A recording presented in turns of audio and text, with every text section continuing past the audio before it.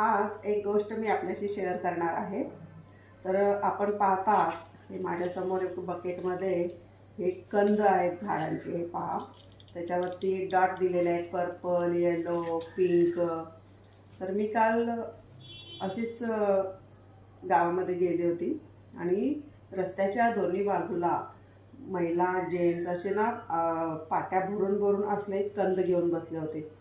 मला झाडांची आवड म्हणून मी गाडी थांबवली आणि विचारलं की काय आहे हे।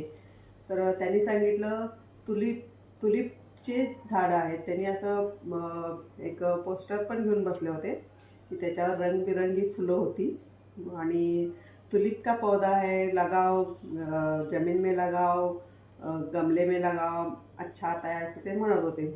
म्हणून मी घेतली। 100ला 3 आहेत, मग 100ला 4-5 मागितले, मला त्याने दिले।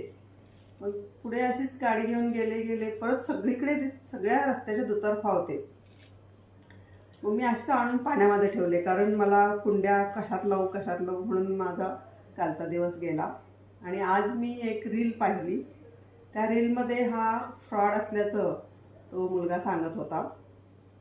हा स्कॅम आहे की ही वनस्पती तुलिपची नसून ते जे तलावामध्ये, आपण आता जर कोल्हापूरचाच विषय घेतला तर रंकाळा तलाव असा पूर्ण भरलेला असतो, केंजळ म्हणतो आपण।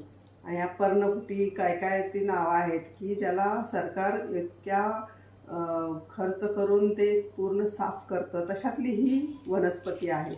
हे पहा, आपण बघू शकताय, हे पहा, हे अशी मुळं आहेत त्याला आणि जिथे पाणी मिळेल तिथे ते फोफावतात। मग तो रील बघितल्यापासून मी पण हे कुंडीमध्ये लावायचं किंवा जमिनीत लावायचा विषय सोडून दिलेला आहे। दिसायला तर खूप छान दिसतात, असं अजिबात वाटत नाही की हे आता टाकून देऊ, पण नाईलाज आहे। तुम्ही पण जर अशा कंद घेतले असतील तर तुम्ही पण लावू नका, हे खूप फोफावतात। तर हे एवढं सांगण्यासाठीच मी हा व्हिडिओ केलेला आहे। हे पहा, खूप मस्त आहेत। आता हे पर्पल फुलाचं आहे म्हणून पर्पल रंग दिला असं ते सांगत होते। येलो आहेत, हे पहा, येलो रंग दिलेला आहे। हा पिंक आहे।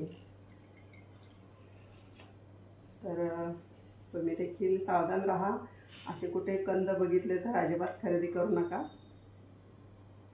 बाय।